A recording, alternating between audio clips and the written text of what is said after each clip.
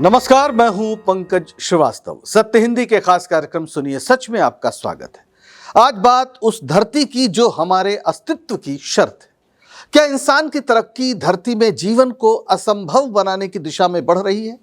क्या आर्थिक समृद्धि के लिए इंसान अपने लिए ऐसा गड्ढा खोद रहा है जिसमें उसका भविष्य ही दफन हो सकता है? क्लाइमेट इनइक्वालिटी को लेकर आई ताजा रिपोर्ट क्यों कहती है कि धरती को प्रदूषित करने में अमीर लोग सबसे आगे हैं? मिलेंगे इन सभी सवालों के जवाब हमारे इस वीडियो में। पर सबसे पहले बात अपने ग्रह यानी पृथ्वी की। इस तस्वीर को तो आपने बार बार देखा होगा। बहुत ही खूबसूरत तस्वीर जो दिखाई पड़ती है हमारे अपने सौरमंडल के अंदर से। और इसी धरती के संसाधनों पर कब्जा करने के लिए न जाने कितने युद्ध लड़े गए और लड़े जा रहे हैं। लाखों लोग मारे गए सिर्फ इसलिए कि कोई सम्राट, बादशाह या सुल्तान इसके किसी एक टुकड़े को अपनी हवस का शिकार बना सके। यह सब तब हुआ जबकि धरती ब्रह्मांड का अकेला ज्ञात ग्रह है जहां जीवन संभव हुआ है। कहते हैं कि हमारे ब्रह्मांड में 2 ट्रिलियन आकाश गंगाएं हैं। इन आकाश गंगाओं में 100 से 400 अरब तारे हैं। आकाश गंगाएं तारों, गैस और धूल का एक समूह है, मिल्की वे। और जो तारे हैं वो दरअसल गैस के गोले हैं। हाइड्रोजन जलाकर रोशनी देते हैं। हमारा सूरज भी एक तारा है। इन्हीं तारों के इर्द गिर्द एक सौरमंडल होता है, यानी ग्रहों का एक समूह जो उस तारे का चक्कर लगाता है।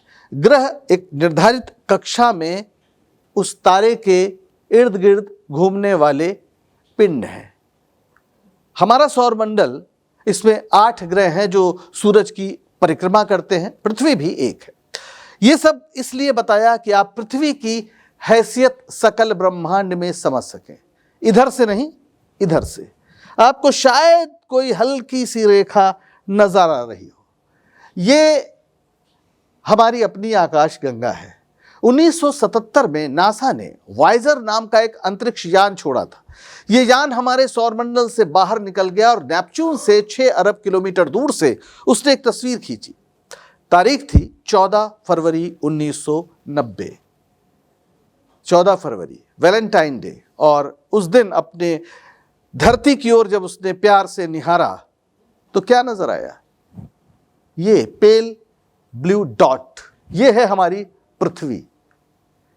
बस एक, जैसे एक डॉट पेन से आप डॉट कर दें किसी कागज पर, उतना ही। हमारी इतनी ही औकात है ब्रह्मांड में, आप समझ सकते हैं। और इस पृथ्वी को हम यहां देखते हैं तो यूं नजर आती है। तो फिर इसको ध्यान में रखकर सोचिए कि जब ब्रह्मांड में इसकी औकात एक कण के बराबर है तो फिर इंसान की औकात तो धूल के कण के भी अरबवें हिस्से की नहीं है। लेकिन इंसान के इस गुरूर का क्या करिएगा कि वो खुद को धरती का मालिक मानता है। धरती अकेला ग्रह है जहां जीवन संभव हुआ है। और ब्रह्मांड को देखते हुए ये असंभव सी लगने वाली बात कितने संयोगों का नतीजा हो सकती है, इस पर अभी अध्ययन चल रहा है। लेकिन इतना तो तय है कि पृथ्वी अनमोल है। इसके जैसा दूसरा कोई नहीं। होना तो यह चाहिए था कि इसकी संभाल वैसे ही होती जैसे किसी अनमोल चीज की होती है, लेकिन हुआ बिल्कुल उल्टा। इस तस्वीर को देखिए। इस तस्वीर को भी आपने बार बार देखा ही होगा कि किस तरह डार्विन थ्योरी के हिसाब से मनुष्य ने वानर से नर बनने की पूरी यात्रा की है। तमाम धार्मिक किताबें बताती हैं कि ईश्वर ने सकल ब्रह्मांड और इंसान को बस यूं ही पैदा कर दिया। कैसे किया, इस पर तमाम धर्म अलग अलग किस्सा सुनाते हैं। लेकिन वैज्ञानिक अनुसंधान बताते हैं कि धरती पर इंसान के वजूद की शुरुआत करीब 70 लाख साल पहले शुरू हुई। अफ्रीका से बंदर और इंसान के बीच के उस जीव को साहेलैंथ्रोपस कहा गया। ये पेड़ पर भी चढ़ सकता था और 2 पैरों पर भी चल सकता था। लेकिन आज का इंसान, जिसे हम होमोसेपियंस कहते हैं, उसकी यात्रा तो सिर्फ 3 लाख साल पहले शुरू हुई। वो गुफाओं में रहता था। आग का आविष्कार उसने किया और शिकार के सहारे जीवन चलाता था। 70,000 साल पहले उसने अफ्रीका से निकलकर एशिया और यूरोप की ओर रुख किया। 12,000 साल पहले उसने खेती करना शुरू किया, यानी सीख लिया, कबीले बनाए, फिर राज्य बनाए, और सबसे पुरानी सभ्यता का जो निशान मिलता है वो मेसोपोटामिया में करीब 5,500 साल पहले। इसी के आसपास मोहनजोदड़ो और हड़प्पा भी विकसित हुए भारतीय उपमहाद्वीप में। यानी 70 लाख साल की यात्रा में सभ्यता की जो यात्रा है वो महज 5,000 साल की है। इसके पहले पर्यावरण और इंसान के बीच कोई झगड़ा नहीं था, सह अस्तित्व था। पेड़ से फल तोड़ लेता था इंसान, पानी, नदी, समंदर, मछली पकड़ लेता था, कोई दिक्कत नहीं थी आपस में। दिक्कत तब शुरू हुई जब 300 साल पहले करीब 18वीं सदी के मध्य में औद्योगिक क्रांति शुरू हो गई, इंडस्ट्रियल रेवोल्यूशन। ये तस्वीरें बहुत कुछ कहती हैं, शुरुआत में किस तरह मशीनीकरण हुआ। इंग्लैंड में जेम्स वॉट ने चाय की केतली के ढक्कन को भाप की शक्ति से उठते देखा और बात स्टीम इंजन तक पहुंच गई। जब भाप से केतली का ढक्कन हट सकता है तो फिर उस ताकत को बढ़ा दिया जाए तो वो गाड़ी को भी खींच सकता है, और स्टीम इंजन बन गया। इसके बाद तो एक नई दौड़ शुरू हुई, ज्यादा उपभोग की दौड़, कम मेहनत की दौड़, हाथ की जगह मशीनों के इस्तेमाल की दौड़। इसमें कुछ भी बुरा नहीं था, कैसे बुरा होगा, अच्छा लगा। फैक्ट्रियां, रेलें, कोयला, बिजली सब उपलब्ध था और इंसान तेजी से तरक्की करने लगा। लेकिन फिर ज्यादा माल उत्पादन की होड़ लग गई कि कौन ज्यादा माल उत्पादन करता है, फिर कौन बेचता है। और माल उत्पादन के लिए और कच्चा माल पाने के लिए, उत्पादन को खपाने के लिए नए बाजार की तलाश शुरू हुई, और फिर उपनिवेशवाद भी शुरू हो गया। तकनीक ने जिन्हें ताकतवर बनाया, जैसे इंग्लैंड, उसने कमजोर देशों को गुलाम बना लिया। यह लंबी कहानी है जिसने 2 विश्व युद्धों को जन्म दिया और करोड़ों लोगों की जान ली। हवस ने इंसान का माथा गर्म कर दिया। लेकिन आज हमें जो कहानी सुनानी है वो धरती की सुनानी है, अपनी धरती माता की। उसकी गर्मी का क्या हुआ?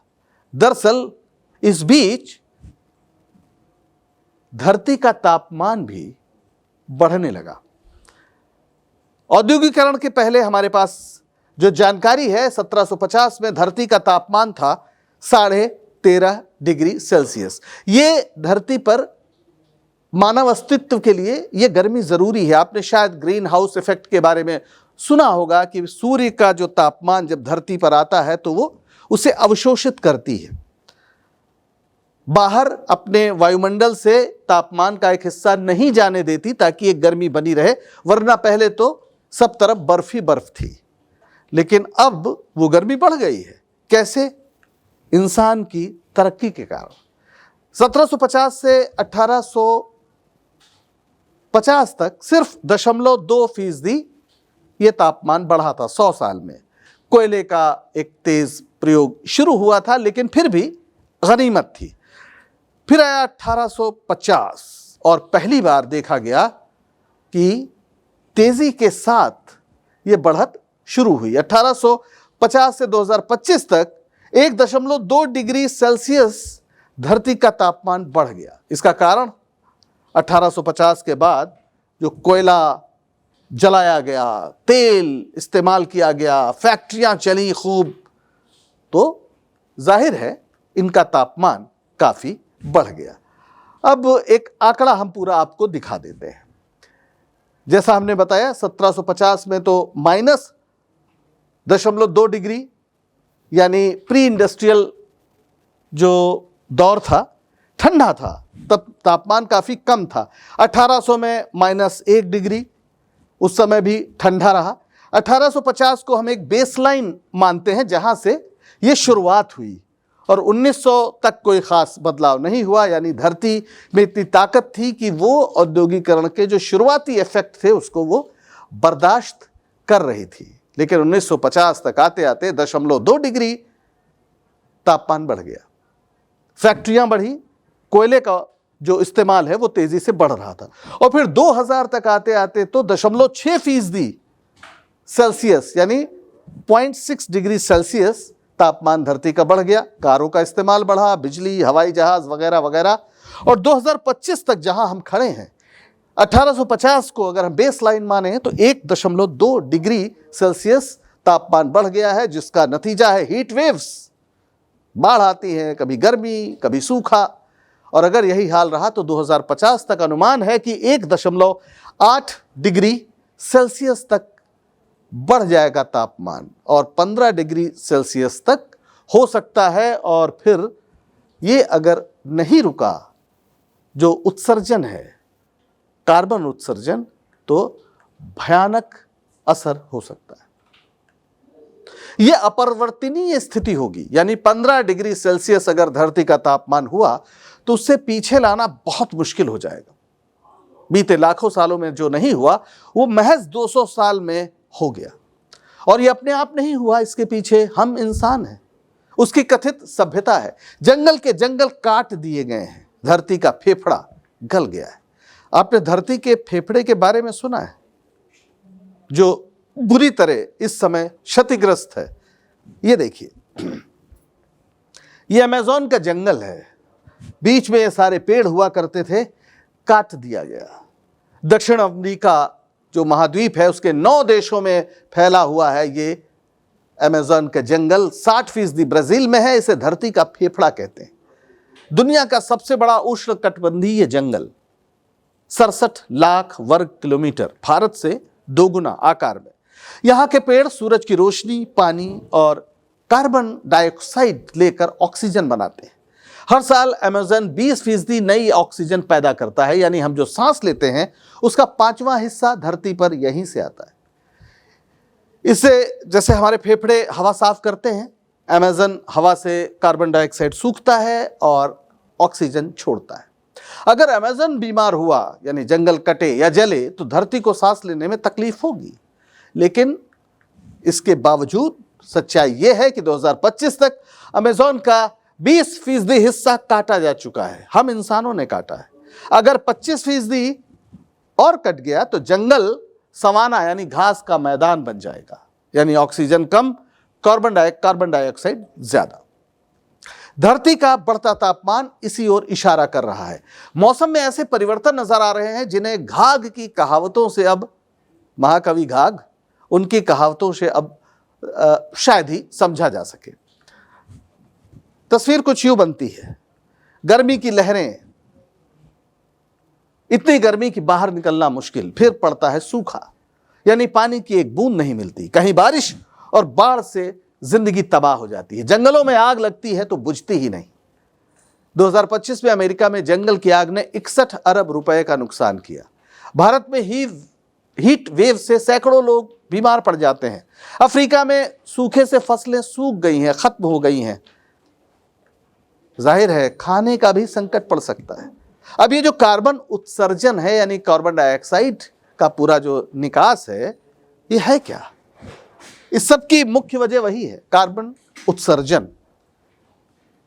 जब हम कोयला, पेट्रोल, डीजल जलाते हैं या फिर बिजली बनाने के लिए ईंधन का इस्तेमाल करते हैं, गाड़ी चलाने के लिए, फैक्ट्री चलाने के लिए, तो गैस निकलती है, उसे कार्बन डाइऑक्साइड कहते हैं, आप सब जानते हैं। ये गैस क्या करती है? वातावरण में एक चादर की तरह फैलती है, सूरज की गर्मी को अंदर ही फंसा देती है, बाहर नहीं निकलने देती।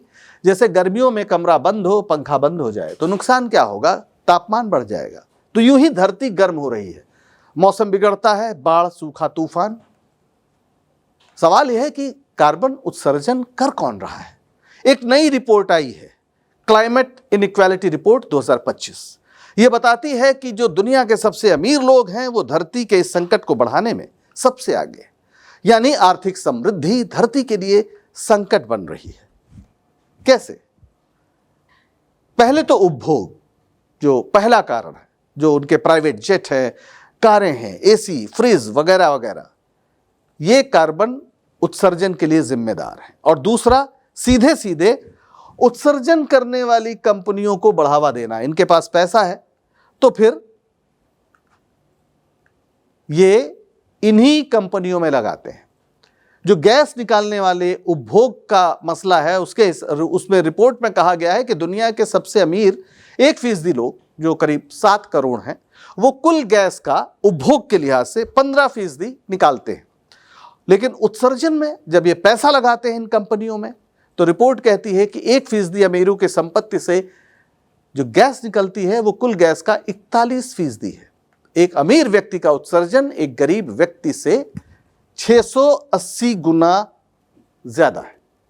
और इस उत्सर्जन से, इमिशन से धरती का तापमान बढ़ रहा है और यह खतरा इतना बढ़ गया है कि आप कंधा उचकाकर सानू की नहीं कह सकते। यह धरती देखिए, लपटों से घिरी हुई है। कहा जा रहा है कि अगर सब कुछ ऐसा ही चलता रहा तो 2030 के बाद स्थिति अपरिवर्तनीय हो जाएगी और फिर 2050 तक यह संकट भयानक हो जाएगा। 2 डिग्री तापमान बढ़ जाने का मतलब है 14.5 मिलियन अतिरिक्त मौतें, अर्थव्यवस्था में $12.5 ट्रिलियन का नुकसान। क्या क्या होगा? समुद्र 1 मीटर तक बढ़ा तो मुंबई, कोलकाता के तमाम हिस्से डूब जाएंगे। 20 करोड़ लोग बेघर हो जाएंगे। अमेज़न, जिसकी हमने अभी चर्चा की, धरती का फेफड़ा, वो सवाना बन जाएगा, यानी घास का मैदान। जानवर मरेंगे बड़े तादाद में। जो आर्कटिक है वो पिघलेगा तो महासागरों में अम्लीयता भी बढ़ेगी और तमाम जो जलचर हैं, खासतौर पर मछलियां, वो मरेंगी। खाद्य संकट भी भयावह हो जाएगा। यानी लकड़ी जलाने वाले जब जिंदगी आसान करने के लिए कोयले से होते हुए तेल और गैस तक पहुंचे तो साथ साथ मौत का एक फंदा भी बनाते गए। वैसे पर्यावरणविद कुछ उपाय बताते हैं, जैसे इन तस्वीरों में आपको अच्छा लगेगा देखकर। सोलर पैनल है, पवन चक्कियां हैं, इलेक्ट्रिक गाड़ी है, यानी पेट्रोल के बजाय बैटरी से चलाइए, पेड़ काटना बंद करिए। अमीरों पर टैक्स लग जाए संपत्ति पर तो भी एक रोक हो सकती है। लेकिन जो अमीर लोग दुनिया चलाते हैं वो अपने को जिम्मेदार कहां मानते हैं? वे तो चंद्रमा पर बस्तियां बसाने का ख्वाब देख रहे हैं। मरेंगे वही जो आर्थिक रूप से कमजोर होंगे, जिनका धरती के विनाश में कोई भूमिका नहीं है। तो जिसे हम विकास कहते हैं वो अब विनाश बन गया है।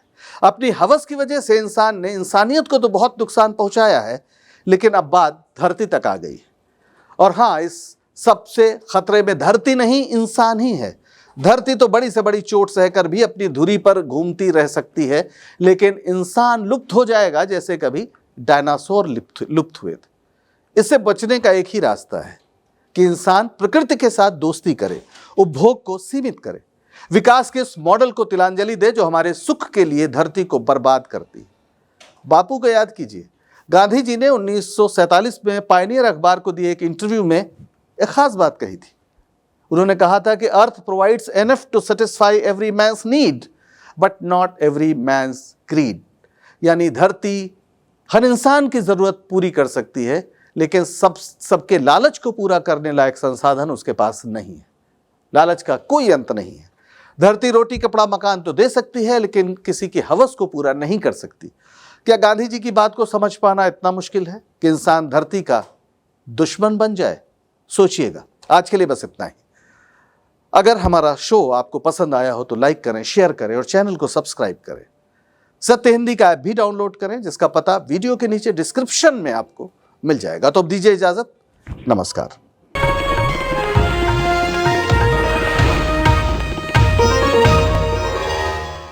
Copyright disclaimer under Section 107 of the Copyright Act 1976. Allowance is made for fair use for purposes such as criticism, comment, news reporting, scholarship, and research. Fair use is a use permitted by copyright statute that might otherwise be infringing.